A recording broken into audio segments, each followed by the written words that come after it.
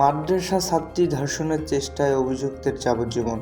বরিশালে এক মাদ্রাসা ছাত্রীকে ধর্ষণের চেষ্টা এবং কুপিয়ে জখম মামলার কবির হোসেন শিকদার নামে এক ব্যক্তিকে যাবজ্জীবন কারাদণ্ড দিয়েছে আদালত। একই সঙ্গে তাকে 1.5 লাখ টাকা জরিমানা করা হয়েছে। জরিমানা অনাদায়ে আরও 6 মাসের কারাদণ্ড দেওয়া হয়েছে। মঙ্গলবার বরিশাল নারী ও শিশু নির্যাতন দমন ট্রাইব্যুনালের বিচারক মোহাম্মদ রফিকুল ইসলাম এ রায় ঘোষণা করেন। মামলার আসামি কবির রায়ের সময় পলাতক ছিলেন।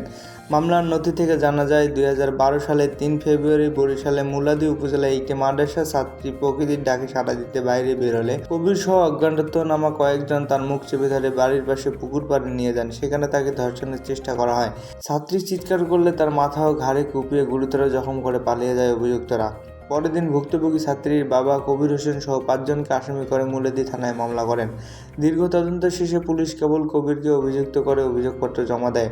মামলায় আরও 10 জন সাক্ষীর সাক্ষ্যগ্রহণ শেষে আদালতে কবির হোসেনকে দাবী সাব্যস্ত করে যাবজ্জীবন কারাদণ্ড দেন। এ রায়ে নারী ও শিশু নির্যাতন প্রতিরোধে আইন কার্যকর প্রয়োগের প্রতিফলন ঘটেছে বলে অভিমত ব্যক্ত করেছেন সংশ্লিষ্টরা।